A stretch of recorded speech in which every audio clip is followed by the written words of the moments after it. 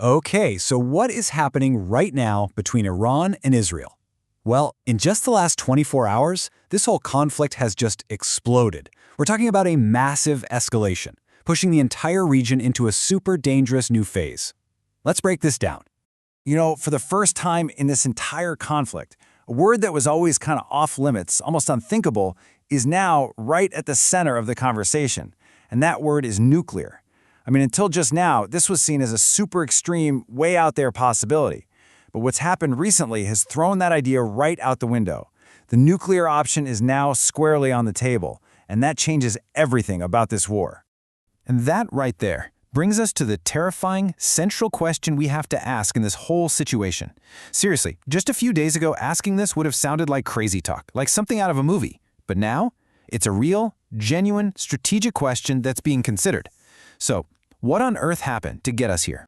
Well, it all comes down to one single event, one highly symbolic attack by Iran that changed the game completely. See, this wasn't just another random missile strike. Oh no. This was a carefully chosen target specifically designed to hit Israel right where it hurts the most, at the heart of its secretive, undeclared nuclear program.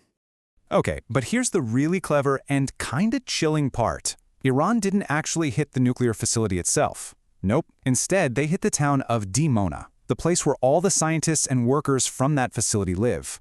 Think about that. The message was crystal clear, almost like a sniper shot.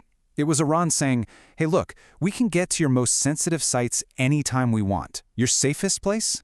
It's not safe from us. And this one attack really laid bare two huge failures for Israel. First, it showed that its legendary air defense system, the whole shebang with the Iron Dome, the Patriot missiles, the super high-altitude THAAD system, all of it can be beaten. It's not invincible. And second, and this might be the even bigger deal, it proved without a doubt that Iran's missiles can now reach Israel's most heavily guarded secrets. Iran just established a massive new deterrent of its own. So, because of Iran's successful power play, Israel is now completely backed into a corner. Their usual way of scaring off enemies, their conventional deterrence, is suddenly looking shaky.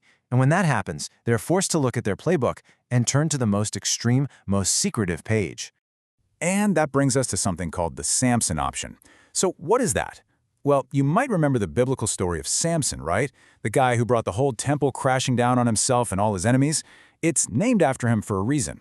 This military doctrine is basically Israel's last resort. It's a massive nuclear retaliation, but, and this is the key part, it's only supposed to be used if Israel truly believes its entire existence as a country is on the line. So you can see the absolutely impossible trap Israel is in now. Think about it. If they hit back with overwhelming force, they risk the whole world turning against them, becoming a total outcast. But if they do nothing, well, that just looks weak. It basically sends an invitation to Iran and all their other enemies to try again. It's a classic checkmate situation, a strategic trap where every single move is a bad one. And just when you thought this whole thing couldn't get any crazier, any more of a tinderbox, guess what? A huge, unpredictable wild card gets thrown into the mix. We're talking about a direct, super aggressive ultimatum from none other than former U.S. President Donald Trump, who has decided to jump right into the middle of this crisis. And Trump's message was, well, it was classic Trump. Super blunt, no beating around the bush. He basically gave Iran a 48-hour deadline. He said you have to fully open the Strait of Hormuz, which Iran had been messing with. And if they don't, he threatened to launch an attack so devastating it would take out their entire electrical grid, plunge the whole country into total darkness. Wow. Okay, so Iran's response? It was fast and it was terrifyingly specific. They basically said, okay, you hit our civilian power grid, we will hit you back 3 times harder. First, they'd go after the entire Gulf's energy infrastructure. That's oil and gas for the world. Second, they'd attack the data centers of huge tech companies like Amazon and Microsoft. And third, they would cripple the desalination plants, the ones that provide 90% of the drinking water to America's allies in the Gulf. With one move, this crisis would go from regional to global, just like that. So you've got threats flying back and forth, everyone's escalating. Is there any way out of this? Is there a path to calm things down? Well, Iran has made its position very clear. They're not interested in talking, not in negotiating. Instead, they've just laid out their demands, a list of non-negotiable terms to make this war stop. Okay, so what does Iran want? It's 3 things. Number 1, they want ironclad, rock-solid guarantees that they won't be attacked in the future. Number 2, They want money, reparations for all the damage they've taken. And number 3, and listen, this is the real deal breaker. They want a complete and total withdrawal of every single U.S. soldier from the Middle East. You can imagine, for the United States, that last demand, it's just not going to happen. It's almost impossible for them to even think about. And that's where we are right now. Let's just recap. You've got Iran proving it can hit Israel right in its most sensitive spots.